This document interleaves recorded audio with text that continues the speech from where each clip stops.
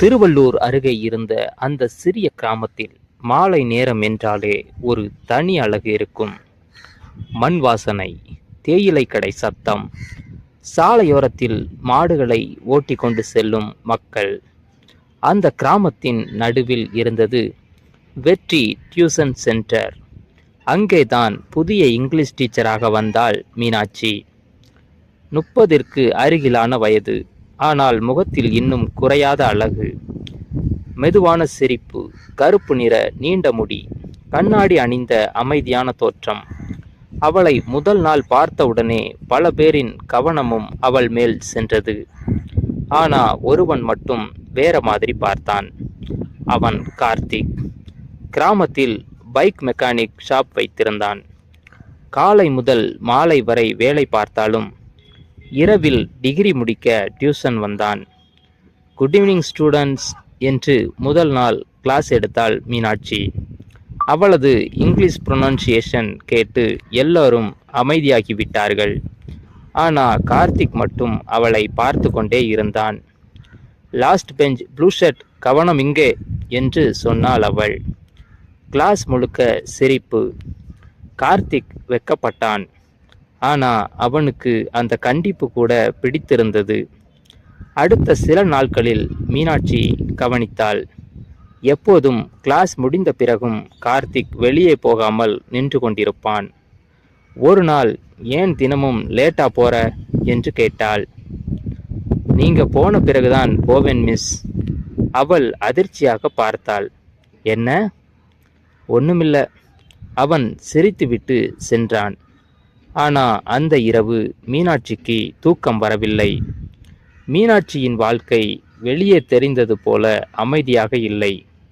அவள் தனியாகவே அந்த கிராமத்தில் வாடகை வீட்டில் தங்கியிருந்தாள். அவளது அப்பா இறந்து விட்டார். அம்மா மட்டும் ஊரில். கடந்த வாழ்க்கையில் ஏற்பட்ட ஒரு காயம் காரணமாக யாரையும் மீண்டும் நெருக்கமாக அனுமதிக்க விரும்பவில்லை. ஆனால் கார்த்திக்கின் அப்பாவியான காதல் அவளை மெதுவாக மாற்ற ஆரம்பித்தது. ஒரு மாலை, மழை கொட்டி கொண்டிருந்தது. டியூஷன் முடிந்ததும் எல்லோரும் கிளம்பிவிட்டார்கள். மீனாட்சி புக்ஸ் எடுத்துக்கொண்டு வெளியே வந்தபோது கேட் அருகே நின்றிருந்தான் கார்த்திக். நீ இன்னும் போகலையா? மழை அதிகம் மிஸ். நீங்க எப்படி போவீங்க? ஆட்டோ கிடைக்கும். இந்த நேரத்தில் கிடைக்காது. நான் ட்ராப் பண்ணுறேன். வேண்டாம் ப்ளீஸ். அவள் சில நொடிகள் யோசித்தாள். பிறகு மெதுவாக பைக்கில் ஏறினாள். மழை துளிகள் முகத்தில் பட்டு கொண்டிருந்தது. கார்த்திக்கின் ஷர்ட் முழுக்க நனைந்திருந்தது. பைக் சடன் பிரேக் அடித்த போது மீனாட்சி தன்னை அறியாமல் அவன் தோளை பிடித்தாள். அந்த ஒரு தொடுதல் இருவரின் இதயத்தையும் வேகமாக துடிக்க வைத்தது. வீட்டின் முன் இறங்கியவள் மெதுவாக சொன்னாள், காஃபி குடிச்சிட்டு போ. கார்த்திக் அதிர்ச்சியாக பார்த்தான். உண்மையாவா மிஸ்? ஆமா, இவ்வளவு மழையில கொண்டு வந்திருக்க. அந்த இரவு சிறிய வீட்டில் மஞ்சள் விளக்கு மட்டும் எரிந்து கொண்டிருந்தது. வெளியே மழை சத்தம், உள்ளே 2 இதயங்களின் அமைதி.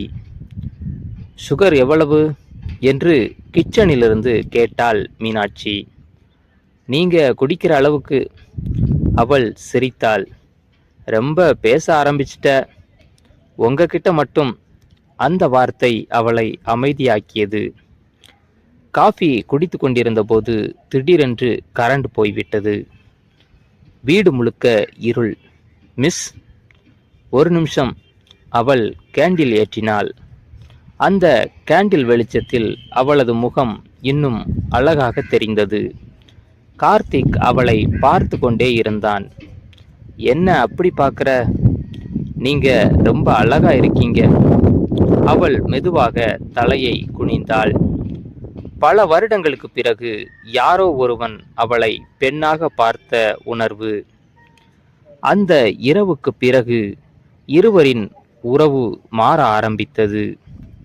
காலை மெசேஜ், இரவு ஃபோன் கால், ரகசியமான சிரிப்புகள்.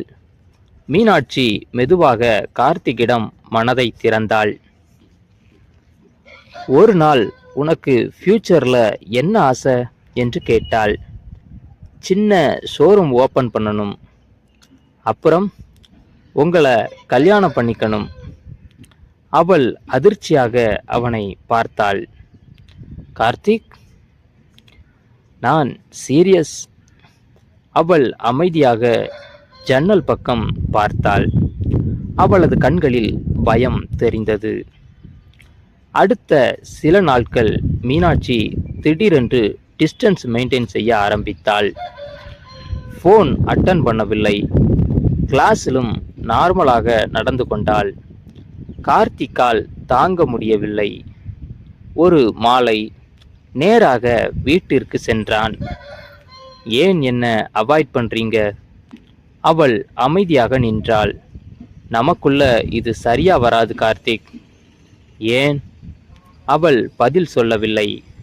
நான் உங்களை உண்மையாகவே காதலிக்கிறேன். அந்த வார்த்தையை கேட்டதும் அவள் கண்கள் கலங்கின. அடுத்த நாள் கிராமத்தில் ஒரு செய்தி பரவியது. மீனாட்சிக்கு அடுத்த மாசம் என்கேஜ்மெண்ட். அந்த செய்தி கார்த்திக்கின் மனசை உடைத்தது. அவன் டியூஷன் கூட வரவில்லை. 3 நாட்கள் அவனை காணாமல் மீனாட்சியும் அமைதியை இழந்தாள். 4வது நாள் இரவு கார்த்திக் ஷாப் க்ளோஸ் செய்து கொண்டிருந்த போது அவள் அங்கே வந்தாள். வெள்ளை சேலை, மழையில் நனைந்த முகம். கார்த்திக். அவன் திரும்பி பார்க்கவில்லை. என்ன வேணும் மிஸ்? அவள் மெதுவாக அருகே வந்தாள். கோபமா? நீங்க கல்யாணம் பண்ணிக்க போறீங்களே. சில நொடிகள் அமைதி. பிறகு அவள் மெதுவாக சொன்னாள், அது பொய். அவன் அதிர்ச்சியாக திரும்பி பார்த்தான். என்ன? நான் தான் அந்த வதந்திய பரப்ப சொன்னேன். ஏன் இப்படி செய்தீங்க? அவள் கண்களில் கண்ணீர் வந்தது. நீ என்ன உண்மையாகவே காதலிக்கிறியா இல்லையான்னு தெரிஞ்சுக்கணும். அதுக்காக இவ்வளவு வேதனை கொடுக்கணுமா? அவள் அழ ஆரம்பித்தாள். ஏன்னா நான் ஏற்கனவே ஒருத்தரை நம்பி வாழ்க்கையில ஏமாந்திருக்கேன். அவன் மெதுவாக அமைதியானான். என்னாச்சு? அவள் மெதுவாக சொன்னாள், எனக்கு என்கேஜ்மெண்ட் ஆயிருந்தது. ஆனா அவர் வேற பொண்ணோட போயிட்டார். கார்த்திக்கின் மனசு நொறுங்கியது. அவன் மெதுவாக அவளது கையை பிடித்தான். நான் அப்படி இல்லை மீனாட்சி. அவள் அவனை பார்த்தாள். நிச்சயமா? உங்களை விட்டு போகிறதுக்கு முன்னாடி என் உயிரே போயிரும். அந்த வார்த்தையை கேட்டதும் அவள் அழுதபடி அவன் மார்பில் சாய்ந்தாள்.